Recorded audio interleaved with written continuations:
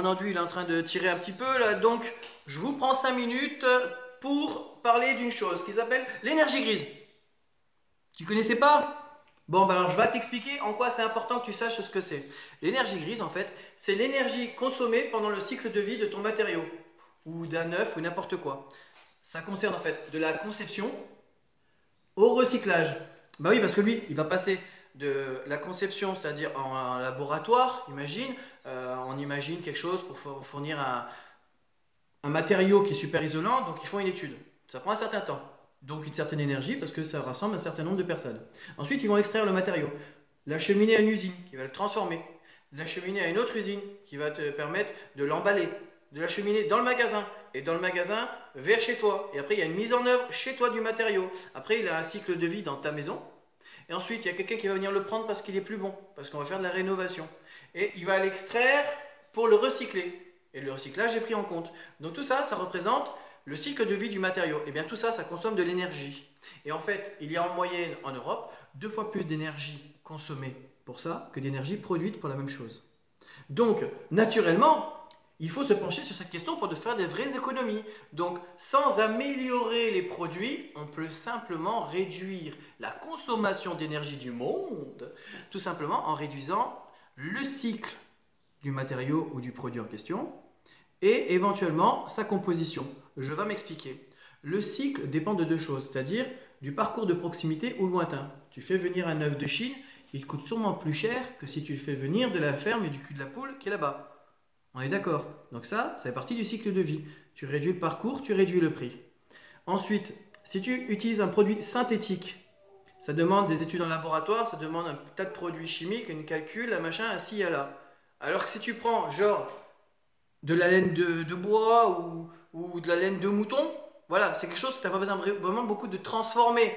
Donc finalement, c'est un matériau 100% recyclable. Ça va compter sur ce que je vais te dire après, tu vas voir.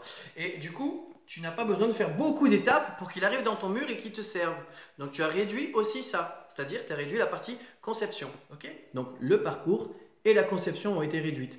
Et là, tu permets de réduire la consommation donc en énergie grise. C'est l'énergie cachée. D'accord? En quoi ça te concerne ça? Alors c'est simple. Toi, actuellement, tu es en train de faire le choix de tes matériaux pour ta maison. Super. Mais dans 11 ans, c'est la durée moyenne avant la vente d'une maison en France, d'accord? Tu vas vouloir vendre ta maison. Les gens qui vont vouloir acheter, ils vont se baser sur de nouveaux critères, tu sais, les fameux critères. Alors votre maison, elle est classée A++, Z, n'importe. Bon, ben toi, cette énergie grise, elle s'est prise en compte dans la future démarche HQE, c'est-à-dire haute qualité environnementale, pour que les gens, quand ils l'achètent, répondent à des critères d'impact environnementaux minimisés. Donc, toi, en calculant maintenant que tu prends le bon matériau pour l'utiliser dans ta maison, tu répondras au moment de la vente de ta maison à ces critères qui seront sur le marché.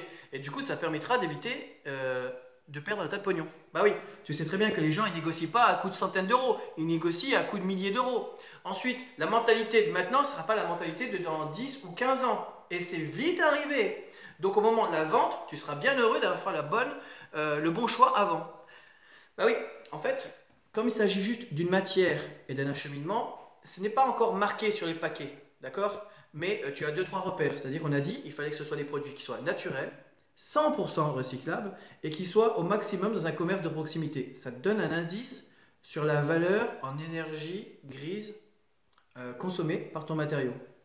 Donc pour la même qualité, hein, R égale 5, R égale 5, tu vas choisir soit une laine de chanvre ou soit une laine de verre, voilà. Bah, tu vas choisir celui qui a l'énergie grise la plus basse pour répondre au futur, à la demande des futurs acheteurs. Donc tu vas choisir celui qui est apparemment le plus recyclable à 100%, le plus naturel. Ok? Et même à quelques euros près, si tu choisis un produit de qualité supérieure mais qui est recyclable, finalement tu vas en profiter aussi toi tout de suite. Donc le temps d'arriver au moment où tu vas le vendre, tu auras déjà impacté ton portefeuille d'une économie. Et tu feras en plus une économie supplémentaire au moment de la vente. Donc c'est génial. Alors pourquoi je te parle de ça? Eh ben, c'est super important. Parce qu'on y est les gars. Ça, on en parle depuis les années 70. En gros, ça fait déjà plus de 50 ans. Mais bon, à l'époque, les politiques, ils en ont parlé et ils n'ont rien fait pour. Et puis maintenant qu'ils sont vieux, ils vont se congratuler là en ce moment. Là, tu sais, il va y avoir le truc environnemental qui va être fait en France, là où la France va être représentative du monde au niveau de ses démarches environnementales. Ok? Et donc, elle va en parler sûrement. Parce que ben, le futur, c'est ça. C'est comme on ne peut plus agir vraiment sur les matériaux par l'innovation, on va agir sur le circuit des matériaux pour réduire le coût et donc l'impact environnemental. Certains ont commencé à le faire. Je te donne un exemple. Si on parlait de laine, Ursa, la laine Pure One, qui consomme 400 fois moins d'énergie à la production de ce produit qu'à la consommation propre de ce produit. Okay, donc en fait, il consomme 400 fois moins d'énergie dans son cycle de vie que ce qu'il en produit. Donc c'est vachement bien comme produit. Et en plus, ils ont rajouté des petites choses dedans qui font que c'est plus agréable à poser, c'est plus performant, etc. Donc ils ont tenu compte de ça. Si eux l'ont fait, d'autres sont sûrement sur le tas en train de le faire. Donc dans 10-15 ans, ils seront tous dans cette démarche-là parce qu'ils savent que ça a un impact direct sur le portefeuille des gens et sur l'environnement et parce qu'eux-mêmes vont être obligés de répondre aux futurs critères. Ok? Donc pense-y maintenant, je viens de te faire gagner des milliers d'euros. Voilà, je viens de te faire gagner même des centaines d'euros là. Allez, pour tout de suite dans les mois à venir. Ok? Donc ça c'est important. Maintenant, tu veux des chiffres au bout pour pouvoir faire des choix. Alors, je mettrai sur mon vlog des références et des liens vers des entreprises ou des organismes qui s'occupent de ça. Genre Enertech. C'est des leaders en France qui servent... J'ai cassé mon crayon. Pas nerveux le gars. Qui servent de référence à l'État pour donner des chiffres toujours pour qu'ils puissent prendre des décisions. Donc Enertech. Sinon, il y a ce qu'on appelle des action sheets. Action Cheats. Voilà, c'est des entreprises qui labellisent un petit peu les artisans dans le cadre d'un parcours en leur disant bah oui, vous êtes maintenant un super artisan écolo parce que vous savez quel matériau utiliser et pourquoi. Et du coup, ces artisans sont informés.